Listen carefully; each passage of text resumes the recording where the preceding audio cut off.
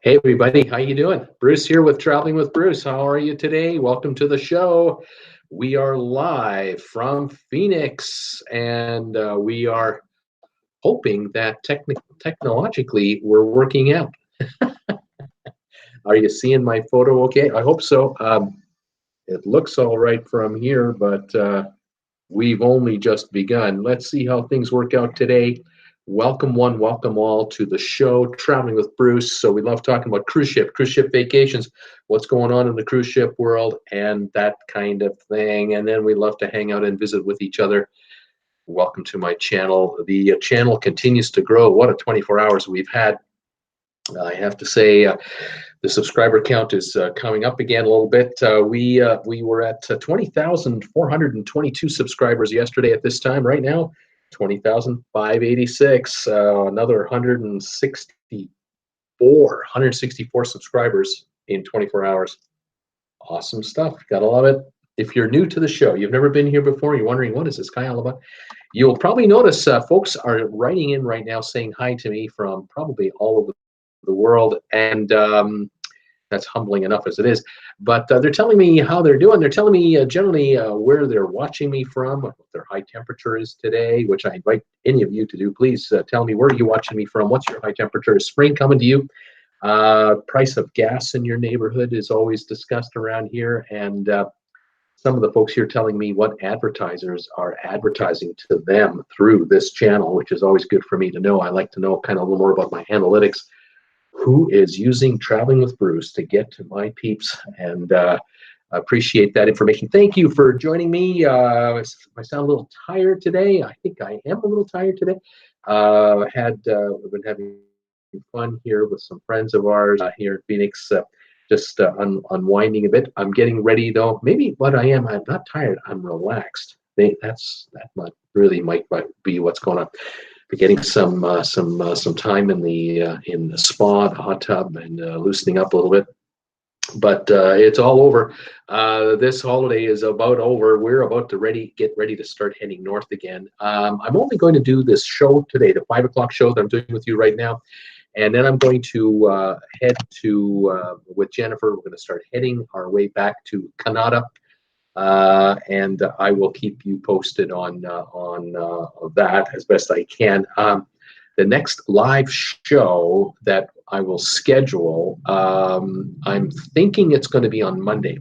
So that's going to be, what, 4 days from now, this being Thursday. So I'm off the air. I'm not on tonight for trivia. I'm not on tomorrow, Friday. I'm off Saturday, Sunday. I'm always off. And then Monday I should be back on the air Monday if all works well. We expect to sort of roll into Creston in the morning, and by the afternoon I should be up and ready for a show. I should be itching to get on the air on Monday next week. I will probably, however, load up some videos between now and then, as I usually try and do. So keep an eye on the channel. If you have subscribed to my channel, which you can do right here, or you can do right here. Between one of these two, you'll find here a little bell icon. If you click on that, you will you're engaging the notification icon, which tells YouTube to send you a message every time I go live, or every time I am going on the air, or I'm doing a video. So keep your eye open for that, and you'll be up to speed on anything I'm up to. All righty, so that's what's going to happen there. Been a great break for Jennifer and I. We've been able to enjoy some nice warm weather, visit with some old friends and contacts down here, which is also quite nice. And it's just been a little bit of unwinding time. Not that it hasn't been busy. I have been covering a number of stories lately, as a number of you who follow me know about some of the stories, what's been going on here, especially the story about the Oasis of the seas. There's been a ton of news coming out. There's still come. The update I can give you today, I can't give you much because, of course, everyone clams up with respect to what's really happening with the Oasis of the Seas. But I have a picture that I want to show you. I'm going to do it in sort of a low-tech kind of way here in a minute. I'm literally going to show you a photo off of my big-ass iPad so you can see what I'm talking about. It's a photo of the back of the ship where the crane came crashing down. It came down right across. If this is the back of the ship here, it came right across the back of the ship, and part of it is dangling over the side. It's unbelievable. The part of the ship where this crane came tumbling down is where they have their nightly aqua shows, those diving shows with the music and everything, all the grandstand area back there. It came right across there and has destroyed. I think it's damaged badly. One of the big screens that they have up there, but the second one has been completely destroyed. Anyway, I have a photo of this. I'll show you in just a minute. Other information that I can glean out from what's happening is that the crew, of which there's at least 2,000 crew members, still in the Bahamas. I suspect they're back on the ship now. I believe they're on the ship. I believe the ship has her, let's say, her engines running and her electronic generators working for air conditioning and the plumbing and the all the hotel services, all the crew services to house the crew, all the lighting, and that would mean then the kitchens are up and running and the freezers and all of that. I don't know what the provisions situation is like, and that's again, I'm aware whether or not the ship is receiving any provisions. As far as I can tell you, the ship is docked still in Freeport, Bahamas, in the shipyard, but off to just a berthing area. So it's away from the dry dock area right now, floating in the water. And I'm assuming that they have been delivering supplies to the ship for the last 24 hours to, in effect, handle the provisions they're going to need to sail across the Atlantic to get over to Cadiz, Spain, to take her into dry dock there. Now, what I don't know is what speed can the ship travel at? How many of the azipods, there are 3 azipods, how many of them are functioning, how many of them will be functioning, and at what speed will the ship be cruising at when she starts to cross the Atlantic from Freeport? If she's limited to only, say, 9 or 10 knots, that's like 11, 12 miles an hour, in a 24-hour time frame, the ship will go 250 to 300 miles. She's going to have to go across several thousand miles of water here, so we're talking 5, 7, 10 days, depending on the speed of the ship, and so they're going to need enough food for everyone on board for that time frame, and it would be much more economical, as far as I can figure. It'll be way more economical for the cruise line to transport everyone on the ship across the Atlantic rather than send the ship over with, say, 50 crew members to run it, and the 2,000 others fly over on flights. That will be one hell of a logistical thing to do, but it can be done. And then once they get overseas, they'll be housed in hotels until the ship gets there. That's going to run a lot of money. So if they keep them on the ship and they're they're in their own familiar surroundings with their chefs, because the crew, don't forget, the crew down below are from nationalities, Philippines, from India, Indonesia, Thailand, the USA, and then European countries. There are the kitchens down below not only service, of course, food for passengers, which of course there are none at the moment, but they also produce food for the crew. They have special crew kitchens. There are the chefs just for the crew, and they produce the local favorites. So for the Indonesians, they have their favorite dishes. For the Filipino staff, for the Taiwanese staff, and any other nationalities, they try to make the crew as comfortable as possible with these 6 to long contracts.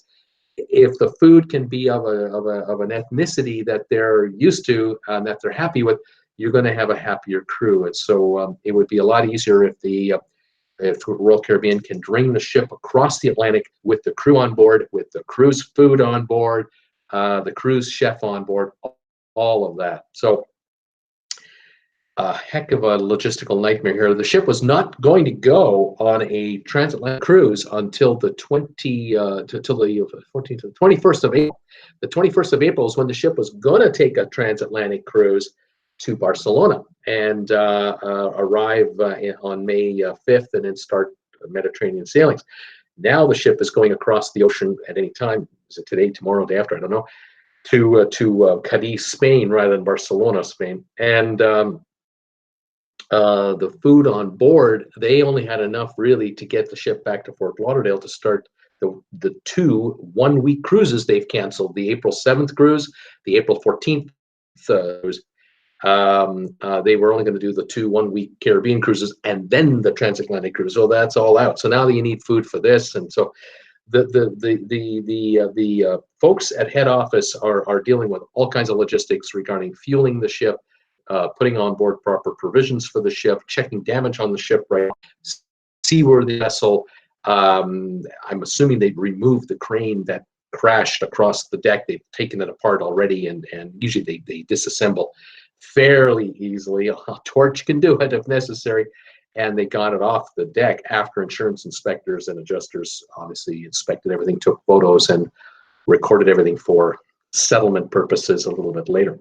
Anyway, we'll see what's going on. Let me try to show you this photo I was telling you about. I was kind of teasing you about this, and I'll see if I can put this together here. Just bear with me one moment now. I'm going to set up my big-ass iPad here, and here is this photo in question. Let me just unplug this, and let me see if you can if you can see this all right. I want to kind of show it to you without glare, if possible. All right. Alrighty, here we go. Here is the crane coming across right here, all the way across the ship, and right there, that there is one of the screens that they have beside the pool area, and you can just see it. It's all bent back and twisted. It's completely shattered. The second one of these is over here on this side. It too has been hit. Notice this balcony here, straight out. Look at this balcony here, just dipped right here, bent right down. And this is kind of a plexiglass type of railing system, shattered here, completely shattered. You can imagine all the debris that fell down here. And of course, seats that were crushed and all of that, and whatever other equipment right by the diving pool, that would have had, I'm sure they've got lighting destroyed, speaker systems destroyed, and was there a hole punched in the deck here? I don't know. And also, going across this area here was the pool, that actual swimming pool that the folks dive in and out of. Was it damaged? That's the other question, because it has a hydraulic lift system inside the bottom of the swimming pool. It's about a 20-foot or 25 feet deep, actually. And the way that the cruise line operates the shows in the evening is that the swimmers, they go up to these diving platforms and they dive in. They go down 10, 15 feet before they stop moving, so they don't hit bottom, in other words.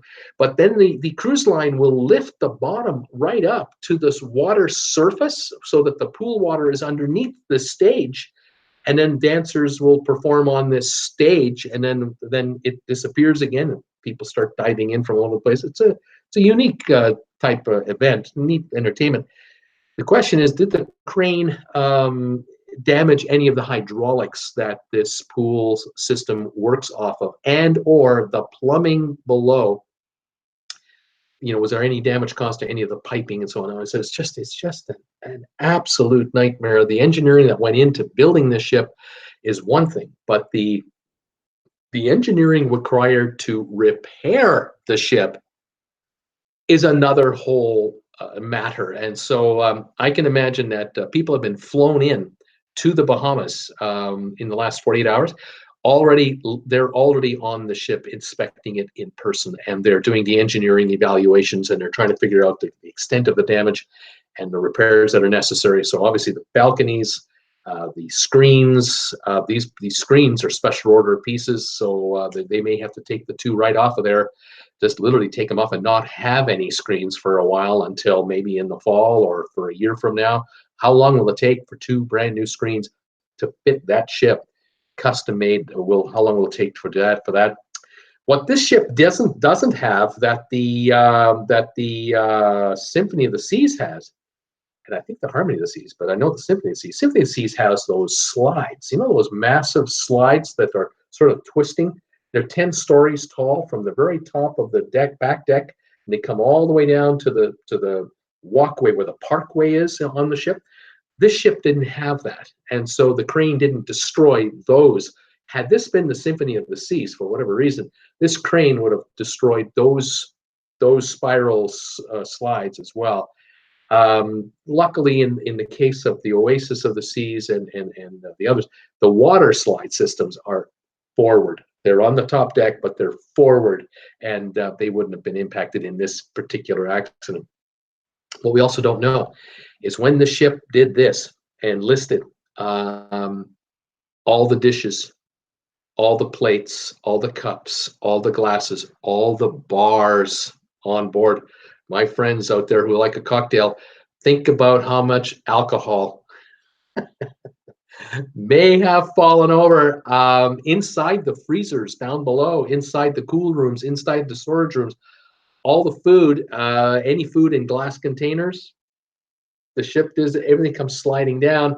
What kind of a catastrophic mess was awaiting the crew when they were brought back onto the ship? You imagine that they have to be wearing construction boots to walk around, and they're steel-toed because there could be glass shards everywhere and food everywhere. Oh, it's just a nightmare to worry about the logistics of it all. But this is what happens, and that's why these folks get paid to do what they do. Cruise ship operators, though, are a very versatile bunch. Cruise lines and cruise operators, ship operators, they know what they're doing. They know how to handle adversity. They can handle any kind of storm, generally speaking. They try to avoid them at the cost, of course, but they can handle it. They'll figure this one out. They'll figure out a way to get everything up and running again, and to get this ship, let's say, in ship shape. But unfortunately, some of these repairs, a good deal of these major damage repairs are going to be conducted in Cadiz, and you can imagine that by the time the ship gets to Cadiz, there will be an army of 800 to 1,000 people waiting for the ship to come in. There'll be welders waiting. There'll be steel workers. There'll be the painting crews. There'll be the electricians, the plumbers. They'll all be waiting, and they'll all have been given marching orders, because I can imagine that as the ship is chugging her way across the Atlantic, there are inspectors all over that ship figuring out what has to be done. There will be computer communication and email communication, videos being shot, still photos being sent back and forth all over the world to secondary and third level and fourth level suppliers and contractors for this part, this machine, this unit. We need glass for the balcony, and here are the measurements. We need 6 of those, 8 of these, 14 of these. It'll just all be coming into Cadiz by air, by truck, by rail, and the parts will be there. The workers will be there, and they will descend on her the minute they can to work this 1 month, at least 1 month rebuild. What we don't know is if the ship takes 2.5 weeks to get across, say 2 whole weeks, they'll only have 2 weeks left of dry dock time. That may not be enough. They may then have to start canceling Mediterranean cruises. So those folks out there, if any of you folks have May the 5th sailings, May the 12th sailings, May 19th sailings, it could happen. It could happen that those could get canceled as well. We don't know yet. Royal Caribbean doesn't know yet. The contractors don't know yet until the ship is underway at sea and they can definitively estimate date of arrival and into the dry dock. They'll know how many days they're going to need, how many days they've got, and then away we go. It's a big job, and it's a job in a hurry. And there's going to be a lot of favors called in by Royal Caribbean to her favorite and most loyal contractors. They're going to be getting these, have been, if not already, 3 in the morning phone calls have already been made and received by a number of contractors. There's some good money to be made, but there's also emergency work to be done. Can you spare crew? Can you spare people qualified enough to come to this ship and get her back up and running? So yeah, there's going to be a lot of favors called in, I think, and if they haven't already. So there you go. There's a little update for you. It's not a lot, but thank you for tolerating that. The only thing I was going to talk about, the other thing I was going to talk about today, I got two more things to talk about. One story, and then I got a little surprise for you. So just hang with me now. Don't get impatient. Here we go. The second story is not a breaking news story. It's just a story that's a lot of you know about, but maybe a bunch you don't know about. Bon Jovi, the band Bon Jovi, it's going to perform. It's going to be performing on the Norwegian Jade on a special Bon Jovi cruise. I think it's a 4-night from Miami to Nassau in the Caribbean, April 12th to 16th. So that's coming up in like a week and a bit. And it's the first of two. There are two cruises, two Bon Jovi cruises that are being organized. The second one is in August, and it's happening in the Mediterranean. And as far as I can figure, I really have been fascinated by this. It's not like it's uncommon to have a theme cruise, because that's what this is. This is one of those theme cruises, and this one is a Bon Jovi cruise. On board will be all kinds of musical acts, not just Bon Jovi. There'll be probably 12 or 15, 16 different musical acts, maybe more, performing day and night for 4 straight days. But Bon Jovi he's a master marketer, a master. Bon Jovi owns his band. The band name Bon Jovi is John Bon Jovi's band. All the members of the band are contracted to be paid by him. He hires them gig by gig. It's usually the same crew, cast of characters, but he can bring in anyone he wants, anytime he wants, because he owns the band Bon Jovi, and he markets everything he's involved with, and he does it very well.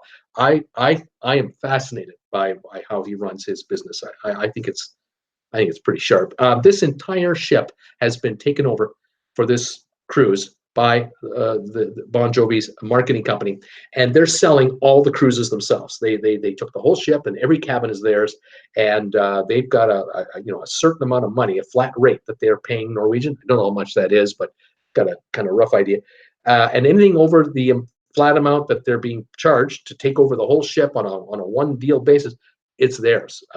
So drinks prices have gone up, and all kinds of souvenirs will be for sale, obviously. Souvenirs not only of Bon Jovi, but of all the other musical acts.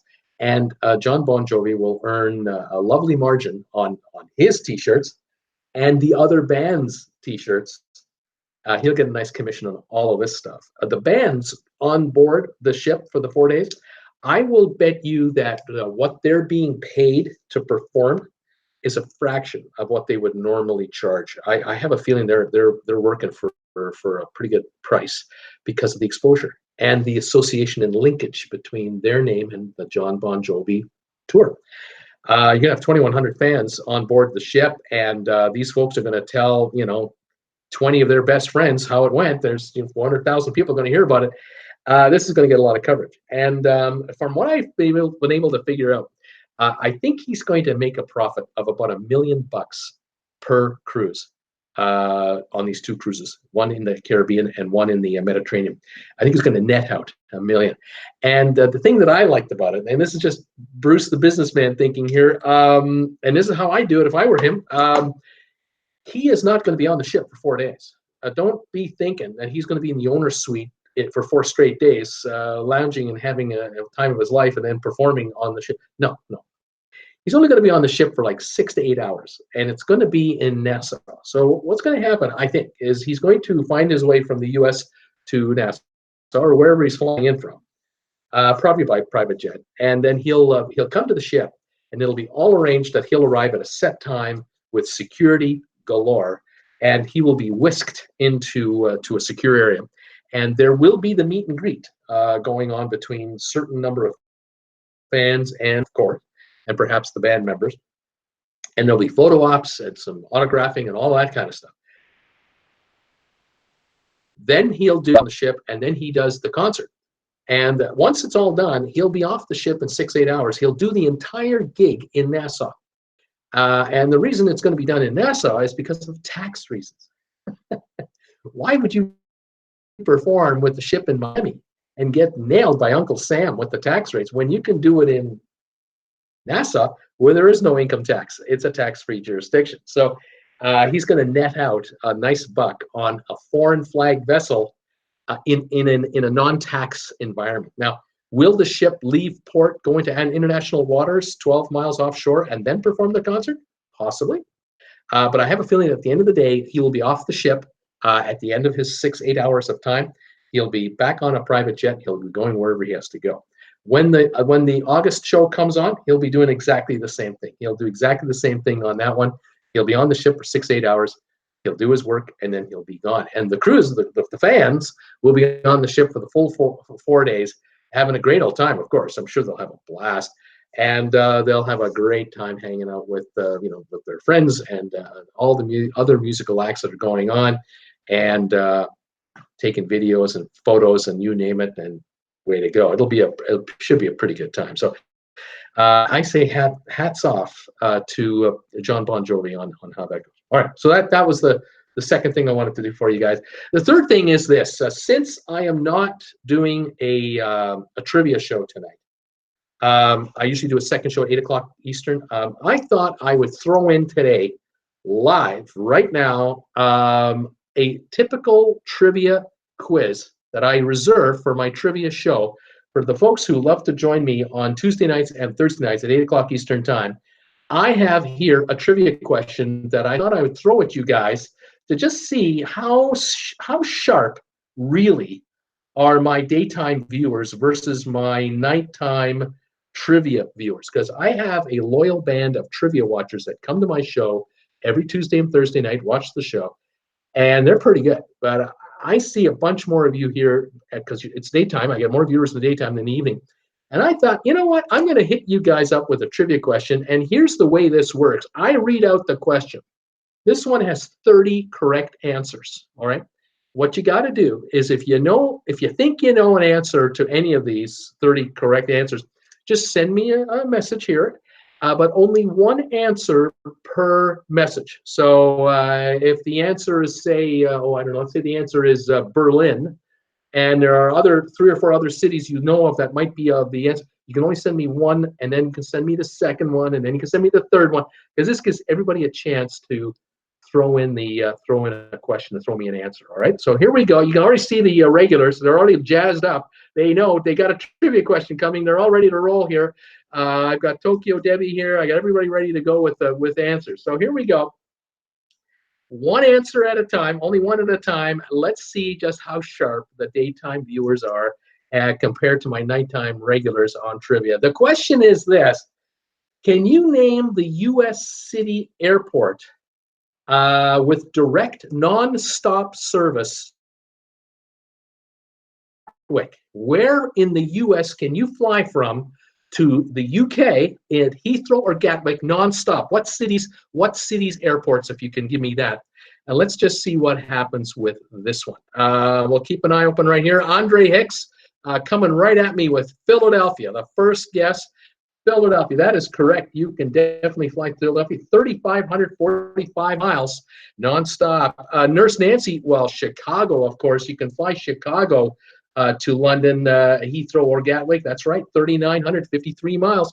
Kelly Haston, another nighttime regular. Dallas. Can you go from Dallas to UK? Yes, 4,750 miles. American Airlines and British Airways. You can go to Dallas. Let's see, who else have we got here? Tracy Dunlop is guessing Atlanta. Atlanta, Georgia, 4,210 miles. British Airways, Delta, and Virgin. Looks like Virgin, if I got that right. Who else have we got here? Linda Liu, New York City, JFK. Yes, you can definitely fly New York, JFK, 3,451 miles. It's the second shortest flight from the U.S. to London on a myriad of airlines. Absolutely. Nurse Nancy had New York. Donnell from Ireland, who occasionally will join us for trivia. He's thinking Denver, Colorado. Yes, sir. 4,670 miles from Denver to the UK. Tracy had JFK. Kathy Hennessy, New York. Linda Moore, no mention of Viking River road crash with oil ship cruising the river. Big business. There was this crash between the Viking River ship and a canal petroleum chemical ship. It happened about 4 or 5 days ago. There have been a couple of incidents lately. There were no serious injuries. Neither ship sank. and I just didn't bother covering it because it just wasn't incredibly sensational. But it did happen, and I give you kudos for that. Brittany Lockwood, Chicago, we've done it. David M. Little, New York City, we've got New York. Nurse Nancy, Atlanta, we got Atlanta. Sheila, what about Los Angeles? L.A., yes, L.A., 5,456 miles from LAX to London, the second longest flight from the United States to the UK nonstop. What's the longest one? I got all these in between. We have Tommy Eaton, New York City, Anne Chevelle, New York, Tracy Dunlop, Newark, New Jersey. That's right. Newark, 3,465 miles from Newark. It's about 14 miles further than JFK to London from Newark. Brittany had New York. Bill Hawk, Detroit. Now, there's a daytime guy who's got one here right on. I recognize that one. Detroit has one flight, Delta, 3,766 miles, nonstop, Detroit to the UK. Sylvan, Farmington, Maine. No, Sylvan, no, not that. Nurse Nancy, what about Miami, Bruce? Miami in Florida. Yes, you can fly Miami to UK nonstop, 4,425 miles. You can go on several airlines. Rob Souter, Buffalo, New York, by chance? No Buffalo direct service nonstop. LAX, we have Boston Logan. There we go. Joe Capobianco. Joe, how you doing there, buddy? Welcome to the channel. Welcome to the show. I don't recognize your name. I think you're a newbie. You got the shortest flight from North America, from the USA to London. It's from Boston, 3,265 miles. Not quite 200 miles shorter than New York, actually. A little closer because of the way the globe is shaped. Very well done, Joe. Nice one. All right, who else we got here? We got a bunch more cities to go. Debbie Manuel is giving me New York. We've done it. Peter Heckema, Atlanta. Welcome, Peter. Atlanta, we have we not done Atlanta already? Yes, we have. Moving on. Susan R., IAD. Are you talking about Indianapolis, the Indianapolis airport? If you are, IAD. I'm looking for Indianapolis. I don't see Indianapolis, not with the not IAD, unless I'm missing the code here. Help me out if I'm wrong. Sheila, LAX, we've done. Dylan had Detroit. GrowThyself.com. Atlanta. We've already got Atlanta. Good one. Steve Bartley, Phoenix, Arizona. What about Phoenix? There is a single airline flying from Phoenix to London nonstop. It's British Airways, 5,271 miles. From Phoenix is only one airline. It's probably only one flight a day, maybe two. Very well done. Brittany had Boston. We just did that. Kathy, Atlanta. Vivian Clark Nicholson in the UK is guessing Chicago. And we've got Chicago, Vivian. David M. Little, Chicago. Andre Hicks, LAX. Brittany, Baltimore. What about Baltimore? 3,634 miles. Good one. It's British Airways and only British Airways out of Baltimore. Isn't that interesting? Sheila has DC, Washington, DC. Sheila, yes, there are 3 airlines flying out of Washington. It's 3,677 miles nonstop from Washington. You guys have now the 6 or 7 shortest cities covered off. You got Boston, New York, Newark, Philadelphia, Baltimore, Washington, Detroit. Now I'm looking for the flights that are at least 3,800 miles and longer. And we got about 15 more to go. Let's see how we're doing here. DC, Miami, LAX, Denver, all done. Nurse Nancy, Minneapolis, St. Paul, Bruce. Minneapolis, yes. Minneapolis, St. Paul, Delta looks like it flies over there, 4,015 miles. Tracy Dunlop is guessing Orlando, Florida.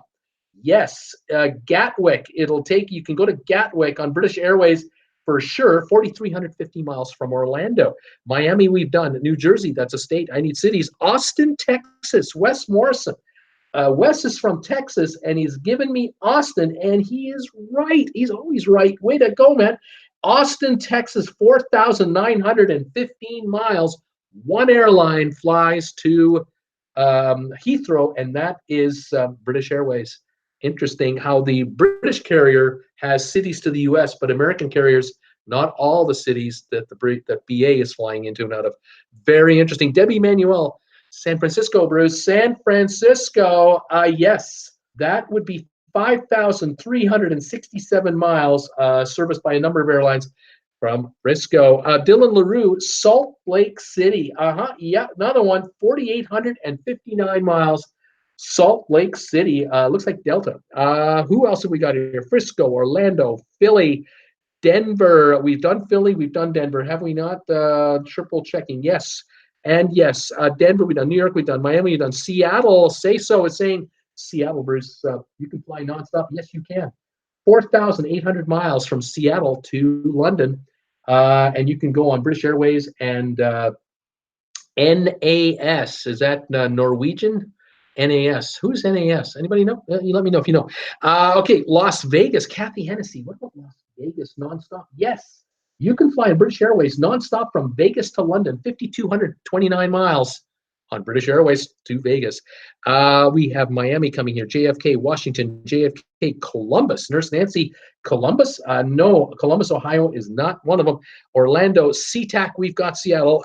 St. Louis, Nurse Nancy is wondering, can you fly from St. Louis to London? No, you cannot fly St. Louis nonstop from London. That's nothing. Houston, Houston, Texas. Yes, 4,834 miles. You can fly Houston to London. Orlando, Newark, we've done. San Francisco, we've done. Indianapolis, we've done it. Mr. Darkhawk, hi, Bruce. Newark, hi there, Mr. Darkhawk. Newark, you are correct. We've already got it. Dallas from Sheila, we've done that one. Detroit for Brittany. Tracy has Dallas. Honolulu, Brittany is wondering, can you fly from London, from Honolulu, non-stop?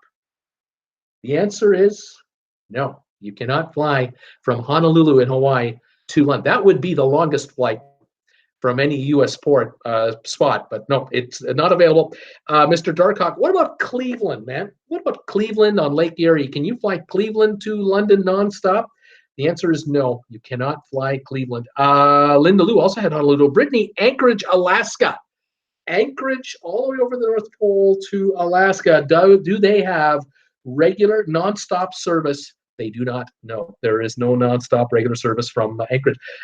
Tracy is thinking about Pittsburgh, Pennsylvania. What about Pittsburgh?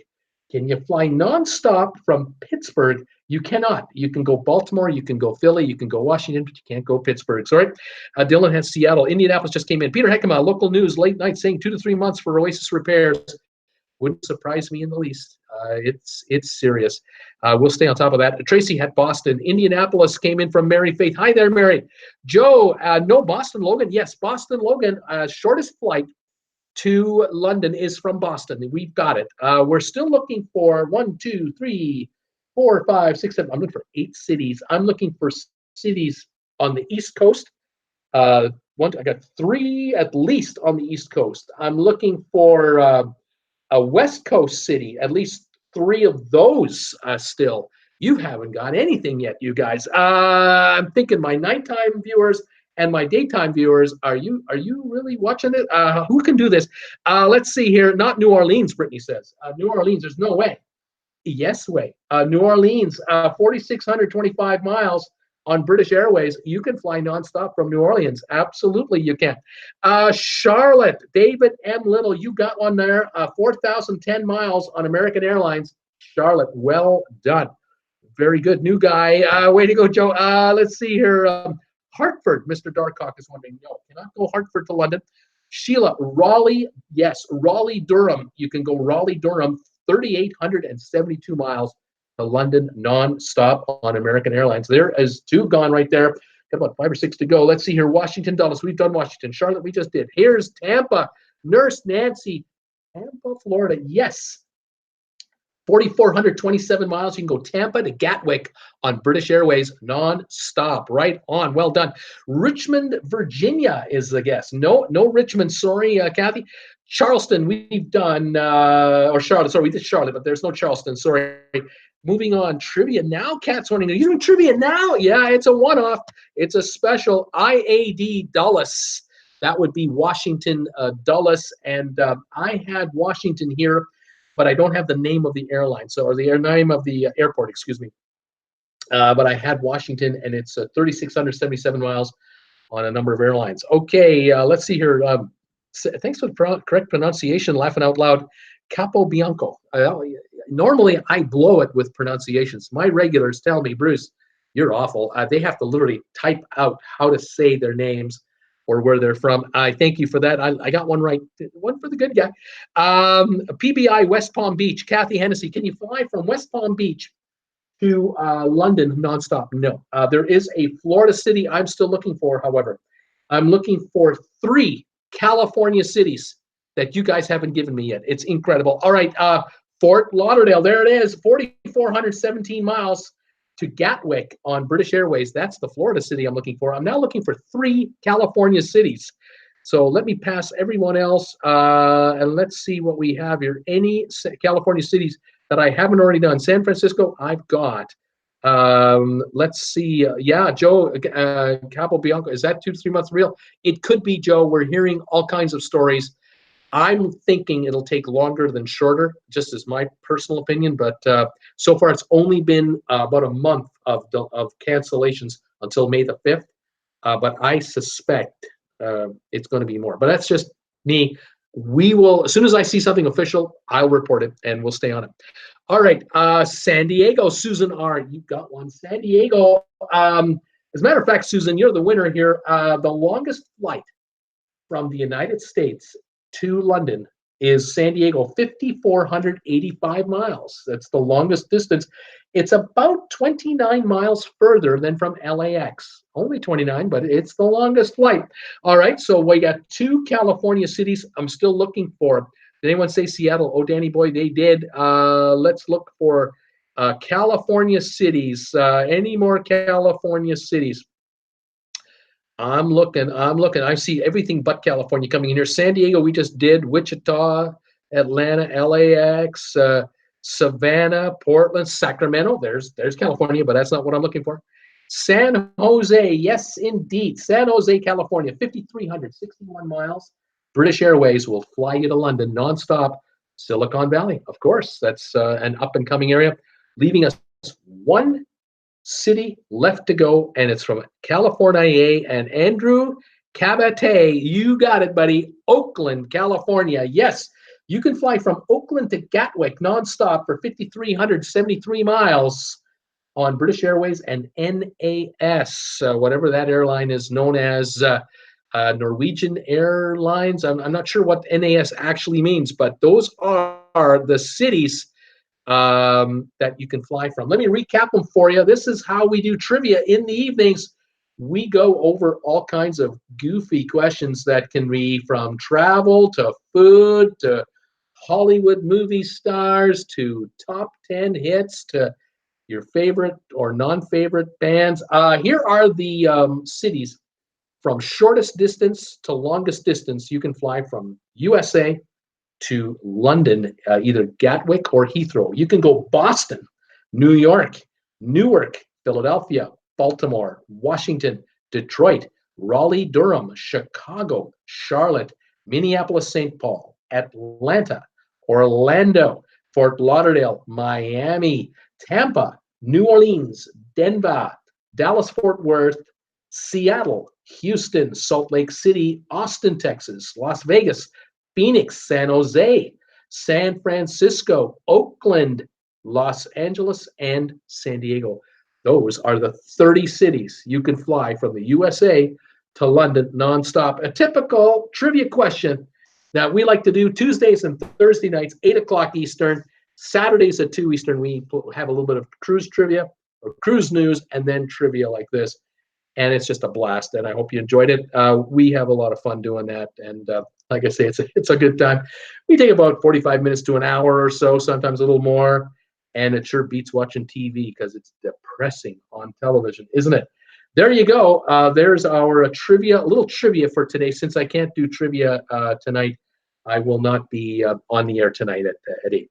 By the way, Brittany Lockwood, I just noticed, sent me a super chat today. Thank you for that. And I also received earlier today, Brittany, you made a donation on my PayPal channel. Thank you for that.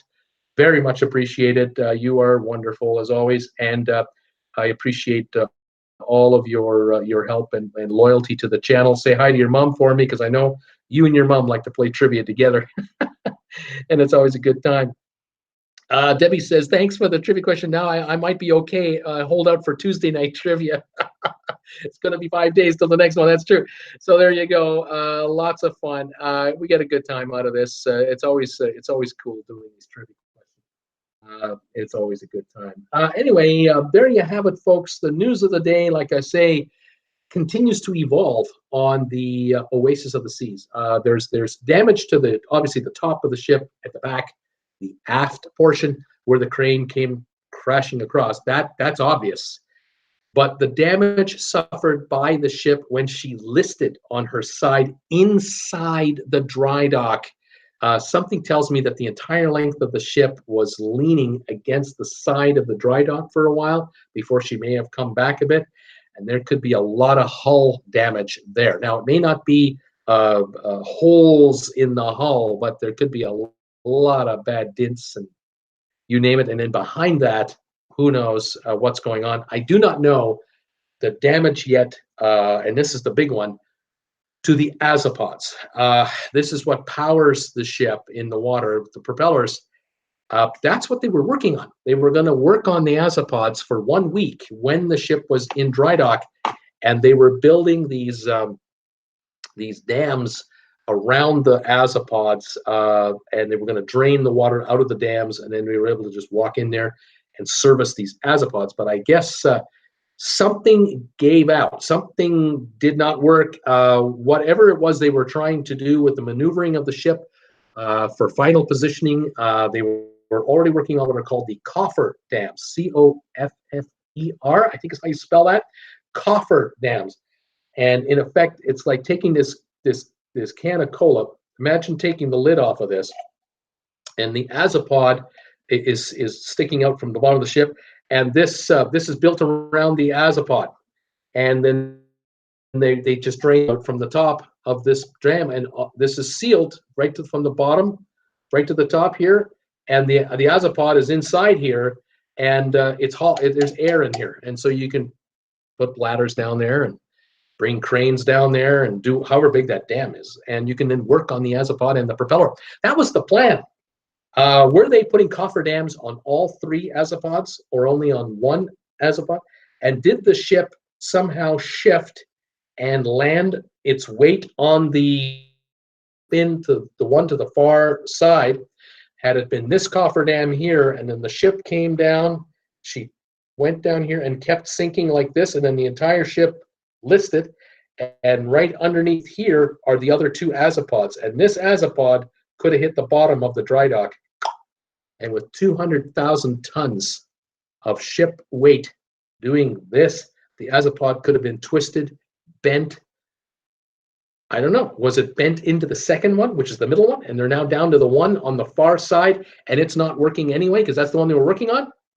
I don't know. It's a domino effect of problems, and we're waiting to find out just how bad it is. And so if we're talking 2 to 3 months, if this is the talk that's coming out, it could well be that part of this amount of time is because the ship is unable to power herself to Cadiz. She's in effect floating, and she can run her generators, but she can't move. And so now you need a tugboat. You need and you don't need one of these little tugboats you have in the river, just pushing a ship into a pier. We're talking about a tugboat capable of pulling 223,000 tons of cruise ship. You might need 2 of them, and they're going to need to be used to pull the ship across the Atlantic. They exist. There are ships out there designed for this kind of heavy work, but they're not always necessarily available on a moment's notice, and they don't happen to be sitting 10 miles away, generally speaking. You might get lucky, but you might be unlucky. This is the kind of ship that might be designed to tow, say, oil platforms in Norway from ports in Norway out to the North Sea, and get the oil platform over her location, and then they'll right the oil platform and sink her into the spot. That's the kind of tow vessel we might be talking about here. We could be talking about a vessel that's $1 million a day or more in cost the minute you phone them. So yeah, I'll come to your ship. I'm 10 days away where I am. I'm in Osaka right now. That's $10 million for me to come to your ship. And then it's going to take me 12 days to tow you across the Atlantic. That's another 12 million. That's $22 million for me to help you out. That who else are you going to call? Who are you going to call? It's unbelievable. There are logistical things happening here that would make would make my hair grow back in. I think that's scary. We're going to find. Will we ever know the details? I don't know. I hope to, but boy, this has been a nasty incident that is only just now, slowly but surely, coming to the fore for us on the outside, and it's obvious. If they're canceling cruises, they don't cancel cruises if they don't have to, because to tell 6,000 people not to come on a cruise ship for a week at, say, $800 a person, and all the money they're going to spend on the ship and the meals and the drinks and the casino gambling, Houston, we got us a problem here, and the stock has not reacted. I have been waiting to see what the price of the shares were going to do for Royal Caribbean. Here they are today. Don't let this red bar fool you. This is not a bad day. The stock today dropped 76 cents in value. It's $115 a share. There's no reaction to the price. I've been looking for news announcements underneath the quote of the stock. Are the announcements? These are financial announcements. Nothing has been said in a week. Nothing. So this accident is not even registering at the stock market level yet, but I think it should be. I personally think that, by the way, the Dow was up 166 points and the stock did drop 76 points. So maybe some folks are fearing bad news coming. But this kind of news about the Oasis of the Seas, if this ship is offline, not sailing for 2 to 3 months, we're talking 15 cruises canceled at 5,000 to 6,000 passengers per cruise. You can bet that those cruises in the Mediterranean are sold out. They're 6,000 passengers per week. We're talking 90,000 passengers not going on a Royal Caribbean cruise ship, plus the cost of the ship repairs. This has to affect the bottom line of Carnival, of Royal Caribbean. If it affects it by a dime a share, 6 cents a share, 15 cents, I don't know. But it's going to affect it somehow, and the analysts should be on this. Stock analysts should already be talking about this, and they're not. From what I can tell you, no chatter about it whatsoever. Stock is virtually unchanged in price. To me, I told you folks 2 weeks ago, if that, I talked to you about Carnival, where they announced their quarterly earnings, set new records, made more money they ever made in their history, had the highest money coming in of all time, and then they had their little conference call with their New York analysts, and they were talking about the next year going forward. Well, how do you think business is going to go next year, the analysts are asking. And Carnival admitted that 9 months out from now, a year out from now, a year and a half out from now, we don't seem to be able to quite get the number we thought we would get per passenger on our fares. And we've had to start offering free drinks, free Wi-Fi, and free other giveaways to entice people to book. That caused the next day the stock to drop 8.5% in price on the opening. $3 billion of value at least was wiped off the value of Carnival for that comment that, we're looking good, but this incident with Oasis, there's no speculation here. This isn't like we're guessing they're not going to make as much money. This is a fact. They're not going to make as much money as they thought they were going to make this quarter and next quarter. It's already happening. The analysts aren't on the ball. I don't know where the stock analysts are. I don't know why these guys get paid these big bucks, other than the fact that the stock analysts are employed by the same brokerage firms that arrange the bond funding for Royal Caribbean. And they don't want bad news to come out like this right now. They'd rather have it leak out little bit, allow Carnival, allow Royal Caribbean to perhaps gloss it over as much as possible with some other good news to handle the bad news. But I as a shareholder, I'd be wondering, is this stock going to drop $10 on the opening any morning now? Any one of these days, can it open $10 lower because the word is out that the Oasis is in big trouble? We'll have to wait and see. Hopefully, it isn't in big trouble. Hopefully, it is only a 1 month shutdown. But nonetheless, they've lost a month of business on a $1.2 billion asset. Gee, that wasn't planned. That was not planned. So now we'll have to see how this plays out. Anyway, there you go. There's some more thoughts there from me on that one. Okay. A couple comments coming in. Peter Heckema saying, hi, Bruce, 83 degrees, lots of sun in Tarpon Springs, Florida today. My sign-in ad today was for Amway products. Our local news carried the story about Oasis saying repairs could take up to 2 to 3 months. Interesting, sir. Thank you for that. I appreciate you letting me know this. I'll be reading this up a little bit later today. They must have insurance. Yes, they usually do have catastrophic insurance. The shipyard has insurance. The cruise line has insurance. The crane company has insurance. But it might only be for structural repairs, not for cash flow lost. It might be for a certain percentage of bookings lost, but it might not cover a future free cruises being given away. Might not cover them for that. So Royal Caribbean is going to be paying a financial price for this. Remember, folks, the 15 to 18,000 people who've been told already that they're not going on a cruise on the Oasis, the cruise line has given all of them a free cruise on top of the refund. So it isn't like the cruise line lost the money that they brought in for the cruise and the spending on board. They've already giving that refund money back. They've now given a free cruise away to everybody on top of it. So it's a double hit.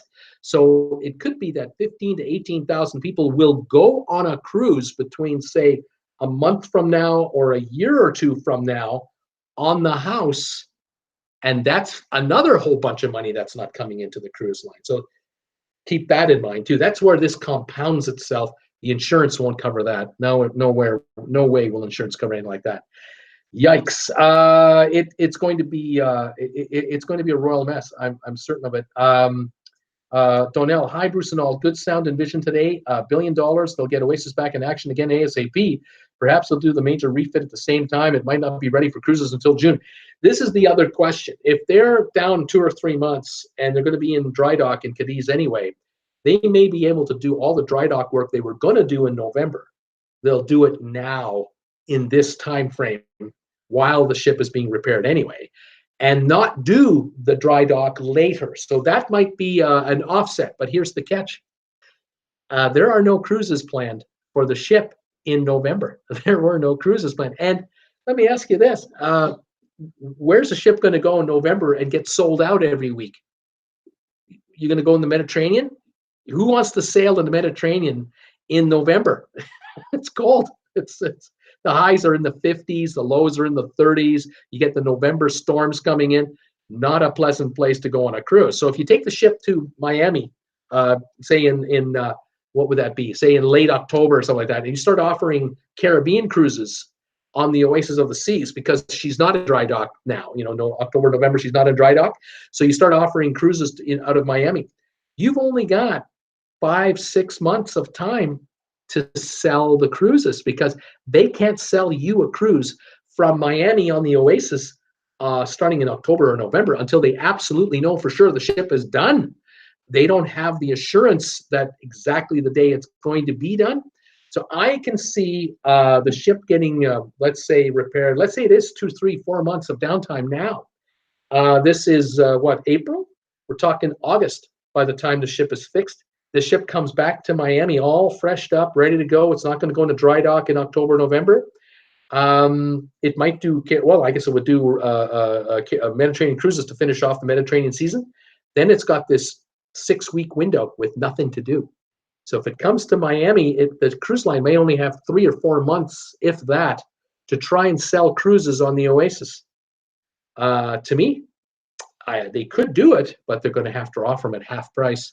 Maybe, instead of going for a 1-week cruise out of Miami to the Caribbean and back for $750 a week, it might be $399 for the week to fill it up, because you're going to have to sell 5,000 to 6,000 passengers a ticket to fill the ship up, to limit the losses. I don't know. This is an absolute nightmare. It's a nightmare. If it was the only ship they had, it could bankrupt the company. But it's not the only ship they have. Thankfully, it will not bankrupt the company. They can swallow it. It'll be painful. They'll handle it. They'll tolerate it. But oh yeah, this is going to be an absolute nightmare. Will we ever know the dollars? I don't know. Maybe they'll admit it, and as a publicly traded company, maybe they'll announce it. But I'm not 100% sure. Joe is asking me a question on the azipods for normal propulsion. I always thought it was for 360-degree turning. It's for both. It does both. They just aim the azipods, back and fire it up, and the ship goes straight forward. But they can turn the azipods any directions they want when in port to help with the turning. They also have the forward, what are known as bow thrusters in the hull, right before that nose that sticks out the front of the ship. Just behind there are these round holes, usually 3 on each side, sometimes 4, where they have bow thrusters, and that's where they can take the front of the ship and move her like this. They can do this. They can literally do a 360.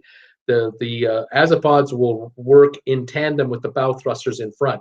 When the ship leaves the dock, if this is the dock and the ship is parallel here to the dock, hopefully you can see that all right, the bow thrusters in the front and the azipods in the back will together fire up to move the ship off the pier, off the dock in parallel, and it'll come out a ways.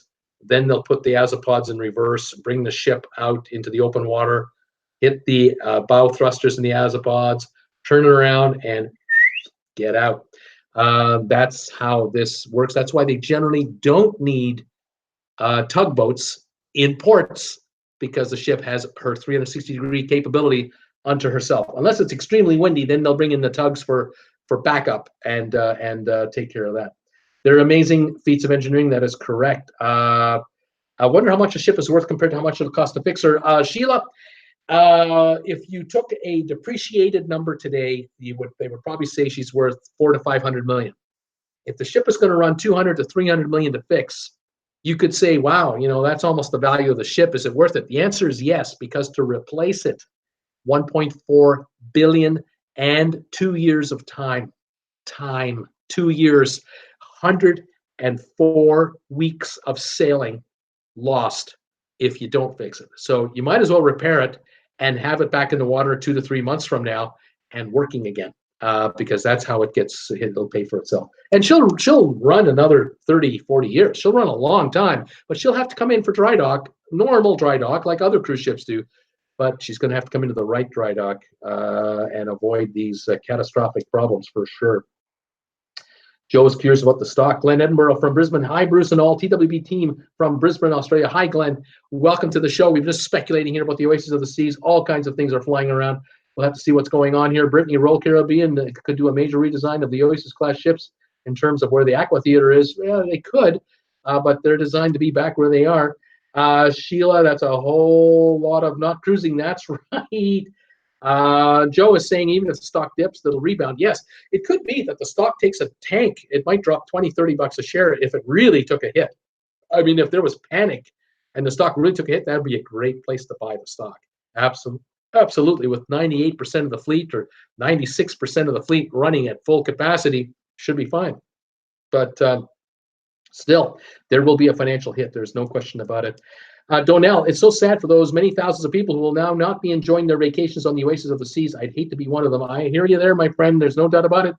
Dolly Caldwell, yep, we are sailing the Mediterranean on the Oasis first week of September. Hopefully, we're crossing our fingers. Dolly, I hope so. Well, as soon as we know more, I'll release anything I can get my hands on as far as news goes. What about the cost of future cruises? Well, Sheila, they can't just charge double because they have to. They can't charge double because we need to get 200 million back, because everyone else is in competition with these guys. They'll undercut them, and the Oasis will sail half full. She can't do that. The Oasis is going to have to be cheaper rather than more expensive to build up trust and be overbooked. Once they get to this 95% capacity level, then they can raise prices up and go across the board that way. They will limit the number of suites available like they always do. 2 years out, if you're booking a cruise, you're only allowed to book out of maybe 10% of the inventory. The other 90%, they hold it back. And then once they sell down that 10% down to about 2% availability, they'll add 8 more. And now there's 10% availability again. And they do that every month or two as the ship sells out and time comes closer to sailing. This is how it's done. It's what you got to do. Kathy saying safe travels back to Canada, Bruce and Jennifer. Oh, we will definitely do that. Let's see. I'm proud of the company on how they handled it. Sheila saying, right on. Donnell, hi Dolly. I think you'll be okay. Surely the Oasis will be fully repaired by September. Let's hope so. Let's see. Dolly, I shall hold on to that thought. I don't worry too much. We are D plus with RC, and anytime there's any issues, they always do something to make it right. Oh, okay. And let's see here. Glenn, thanks, Brittany. Vivian, you need a passport to go to Costco from Creston, Bruce. I do. I need a passport to go to my Creston in Coeur d'Alene, Idaho. I have to have a passport with me to cross the U.S. border every time and come back to Canada. Yeah, every time. But then, of course, for all my other travels, got to have your passport, obviously. Let's see here. Now in San Pedro, says Roger Leonard. See you in 3 weeks. Fantastic, Roger. You take care. Linda Lou's going, Roger. Let's see here. Who else is saying hi to me? Dylan LaRue, Linda Lou, Sheila's here, Roger, Glenn Edinburgh. How much damage to Oasis, Glenn? I don't know. We are still waiting to find out the final word on this, but we're hearing it's worse than originally thought, or as bad as we thought it was. We're waiting. We're waiting. Let's see here. Roger Leonard, I'm out of here. I'm having issues with DoubleTree Wi-Fi. Take care, all. We'll check in if possible. Take care, Roger. Let's see here. Joe saying thank you. Kathy, I know from working at the airport that most airlines own their planes, but lease the engines. It's the same for cruise ships. Is it the same? I don't know about that. I don't think so. I think cruise liners have engines designed for them specifically for that ship and its tonnage and its requirements. And almost there's only maybe 3 or 4 ships built alike. In the case of obviously Royal Caribbean, they have the Oasis class of ships, and they're using similar versions of the Azapods. But you know, it wouldn't surprise me if the Oasis of the Seas and the Allure of the Seas have Azapods that are very similar, but on the Symphony of the Seas are a bit different because they've been modernized. It's been 8 to 10 years since the first ships came out, and like a car, you want to buy a car from 2009 to 2019, what a difference. Same with engineering on these engines and the software involved to operate them, the efficiencies involved. They're constantly refining them to make them more efficient, more powerful, smaller, just more functional. So, I just don't know. This is the problem or the guess now for the Oasis, because if the Oasis needs to replace one of them or 2 of them or ultimately 3 of them, what they end up getting versus what they had, they're going to have to retrofit new Azapods onto the old Azapod platforms that the ship came with. And this is why you got to be in dry dock. You got to take the old Azapods right out, and then you have to redesign the bottom of the ship itself, the hull, for the new Azapod to fit in. And then the connection inside the ship is different than the old one as well. It is an engineering headache to go into this. It's like a domino effect of engineering that's going to have to be redone here, and there are going to be people up 24/7. Computers are going to be going like crazy to figure out how to work this, and it's millions and millions of dollars. It's just unbelievable. So we'll see what happens. We'll see how this works out. Cruise ships are not designed to have the ship bottom out and sit on her Azapods. That's not how it's supposed to work. No, Azapods are never, ever supposed to hit bottom, ever. In any way, shape, or form, Azapods are not supposed to hit the bottom of anything. And inside a dry dock, that is a metal dry dock. It's not even mud. It's metal. There's no give. At least with mud, if you sank a foot or so, you'd sink in mud and pull it out. Not on metal. You're talking about the Azapod, the propellers, either going right through the metal and now sinking the dry dock, which might have happened here, or the propeller, the bottom of the blade here, hit the dry dock platform and bent the propeller, or the propeller, there was so much torque on it that it bent the arm of the azopod on the bottom of the ship. The damage is unthinkable. It could be a million things wrong with it, and the balance is out now. You turn the propeller and the whole thing shakes. It could just shake right off the bottom of the ship. Could rip off the bottom of the ship, and now you've got a hole in the hull, a big hole in the hull where the water comes in to the engine room. It's game over. So yeah, we've got issues here that could be going on and on and on and on and on, and I can understand why. The ship right now is sitting in Freeport, Bahamas. It hasn't gone anywhere. It's not going anywhere right now. They have to determine its seaworthiness, and it may well be that they're going to patch any kind of structural deficiencies on the bottom of the hull. They're going to patch them up now there in Freeport, and then tow the ship to Cadiz. She could be crippled.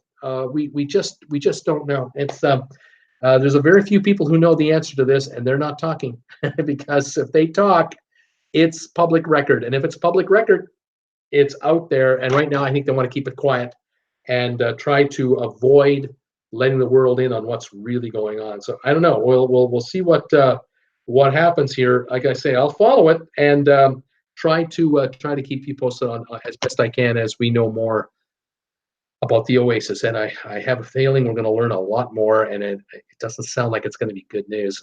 That's what I worry about. We're only getting the first few chapters of a long book of what had to happen and what's going on. Anyway, yeah, unreal. Now, Glenn, I think the ship is upright. I think the ship has been righted. They did that the next day. That would be the 2nd of April. They were able to upright the ship. They got it out of the dry dock. They got it out. So it's now sitting in the water. I don't know if they're pumping water out of her. Is she leaking anywhere? I do not know. I have no news on any of this. So Brittany, sea trials, yeah, they may have to do some test runs around the Bahamas. I just don't know what this is about yet. We'll see what's going on. Anyway, folks, there you have it. There's my best guess for you. All the info I can give you, all the information I know. We'll stay on this story. And like I say, if something is breaking in the next 24, 48 hours, look for the videos. I will produce a video, right in the hotel room in the evening. I'll produce a video for you guys to catch up on, and we'll just try to keep you posted on what's going on. So in the meantime, thank you for hanging in with me this week and joining me for these shows from Los Angeles and now from Phoenix. The trip has been it's been great. Like I say, if I sound tired, I don't think it's tired. I think I'm a little more relaxed, just a little more unwound here, and that's a good thing. Looking forward to getting back in a way, although the temperatures here next week are going to be in the 90s. Where I'm going back to Creston, we're actually reaching the 60s. So spring and summer is coming, and so I'm certainly not going back to 20 below temperatures. That's okay. So I'm kind of looking forward to that.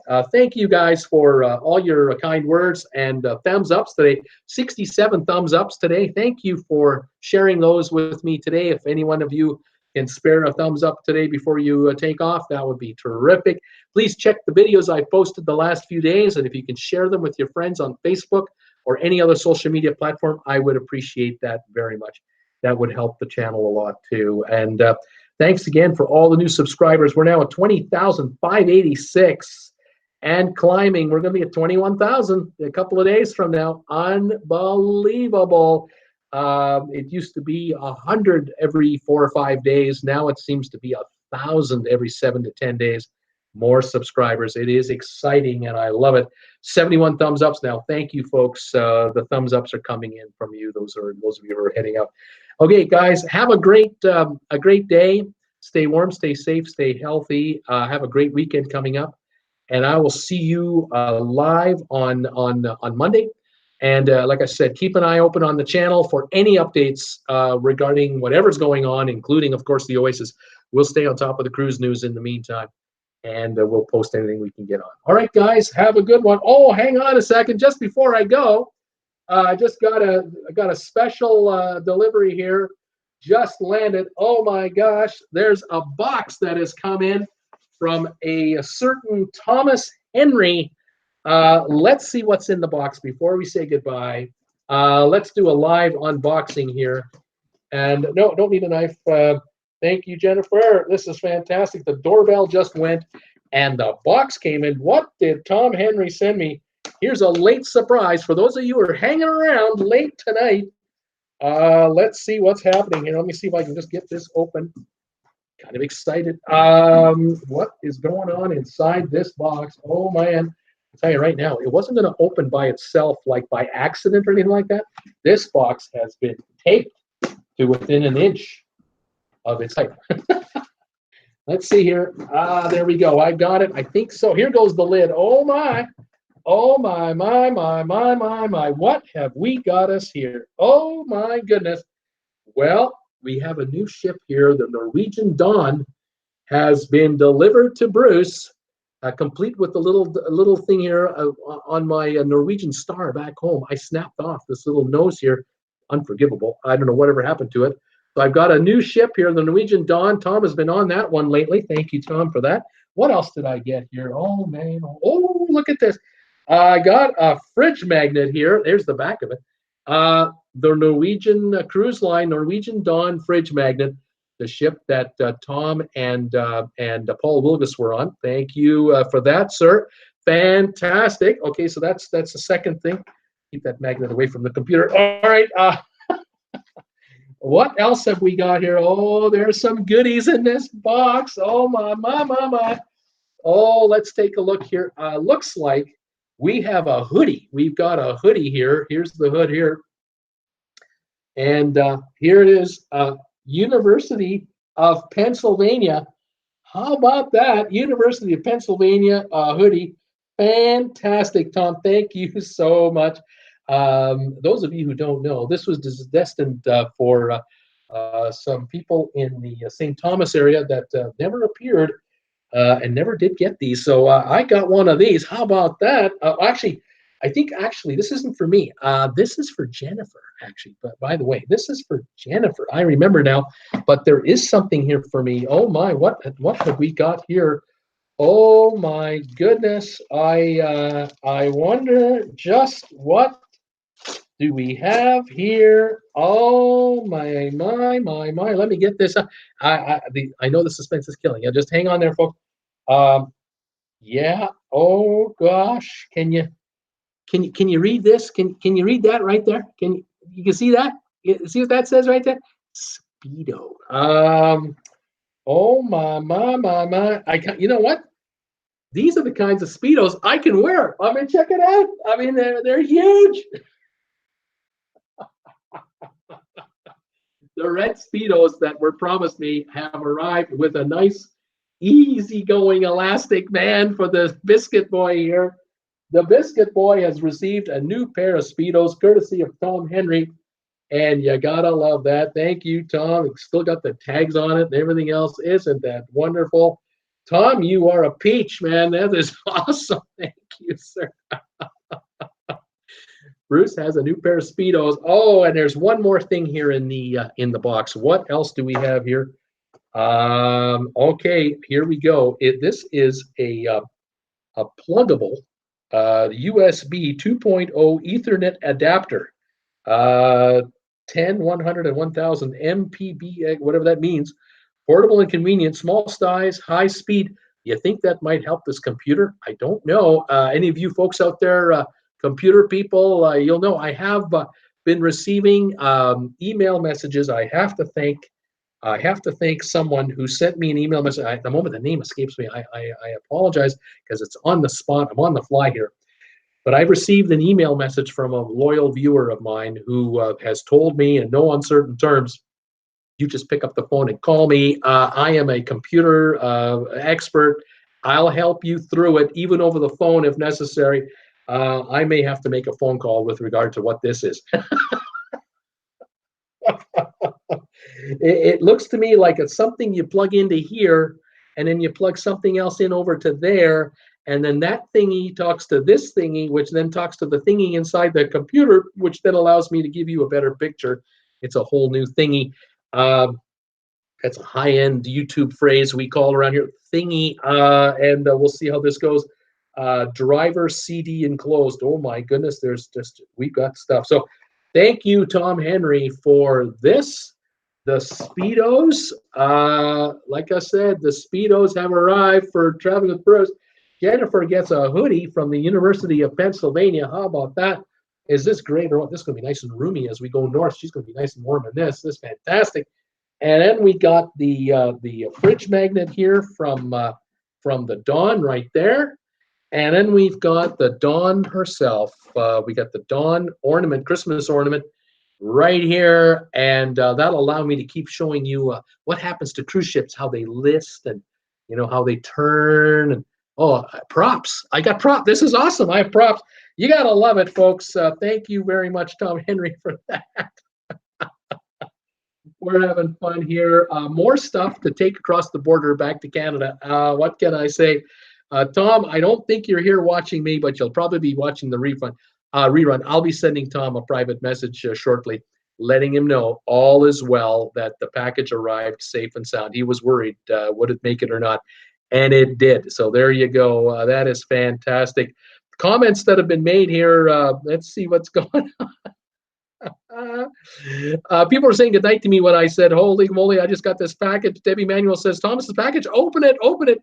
Vivian, open the box. Glenn Edinburgh, suspense is killing me. He's laughing out loud. Sheila, Bruce will have to model it. Debbie Manuel, probably Speedos. Donnell's wondering, Speedos? Sheila, sail it across the screen, Bruce. Sheila, anything red? Sheila, laughing out loud. Vivian, oh, magnet, nice. Sheila, that's nice of Tom. Vivian, lovely. Sheila, red. Glenn Edinburgh laughing. Sheila's laughing. Glenn saying, boxers. Linda Lou, red Speedos. Alan Carter, nice. Vivian laughing my, you know what, off. Get him on. Glenn Edinburgh laughing away. Sheila, right, Vivian. Brad C. Hey, Bruce. Hey, Brad. Donnell, woot, woot. Put him on now, Bruce. Linda Lou, Biscuit Boy Speedos. Debbie Manuel, sweet. Sheila, way to go, Tom. Linda Lou, Tom is an awesome guy. Sheila, that is great, Bruce. Yep, that's right. Glenn Edinburgh, what a great thingy. Sheila, Ethernet and Cat 5 and so on. Vivian, oh, you got a thingy. Sheila, Ethernet, I think. Sheila, 11 Chuck Gaynor, Bruce, do you know if the people who had booked the transatlantic crossing on the Oasis will receive a refund and a credit equal to the amount of the canceled cruise? Yes, they will, Chuck. They will get a credit and the refund and a credit equal to another cruise on Royal Caribbean. Everyone will. Karen Lipson, I double dare you to model this for us live. Sheila, glad the package came. Had fun with you. Raymond is saying hi. Paul Wilson, Santa Claus on vacation. I wonder if I should model these live on the air. I don't know if I can do this. I don't have very much space in here where I'm standing. But you know, there they are. I wonder, you think they fit me? You know, they look pretty good. You know, they might work, but I think what I might have to do is give Jennifer the private viewing first and get her approval before I, you know, shock the subscribers and possible subscribers. Because you remember, you know, folks, I say one word incorrectly, I lose 15 subscribers. I put on these and shock too many people. I could lose 100 subscribers in a second. Don't want to do that. I mean, you know, I don't want to scare the viewers. So we'll see what we can do about that. Too much fun. Santa Claus on vacation, says Paul Wilson. Linda Lou, they match your T-shirt, Glenn. They better be there. They better. They're huge. They are. I think they are large. What's the size? I told them to get me big ones. These are XLs. The XL should work. The Biscuit Boy here needs the. I need the loose fit. You know, I can't have that tight fit that Peter Heckema sent me. Those Speedos that are, you know. Those are chokers. I mean, in more ways than one. They're chokers. There's only so much you can do. Bruce, those will fit you for sure, says Brittany. Sheila, yes, definitely get Jen's fashion advice. Do it, Bruce. Don't do it, Bruce. Talk to Jen. Yes, please talk to Jen. Yes, definitely, Glenn. Yeah, loose is good. That's right, Glenn. Loose is better. Oh my goodness, too much fun. All right, you guys, there you go. You were here live. You stuck around and you got to see what happened. Everyone else took off and they missed it. They're going to have to watch the replay. But yes, there they are. The package from Tom Henry has arrived safe and sound. Tom, thank you very much. This is fabulous. And we'll go from there. I hate the choker, says Glenn. Oh, those elastic waists the elastic waists are perfect for us fluffies. There you go, Sheila. Fun. Debbie, haha. Speedos are chokers. Yes, they are. Laughing out loud. All right, you guys. Have a great evening. We'll stay in touch with updates and what's going on out there. And I'll see you Monday. Thanks for playing trivia with me today on a surprise. I think we had a good time. And we'll talk to you in a couple of days. Bye for now and take care. All right. See ya.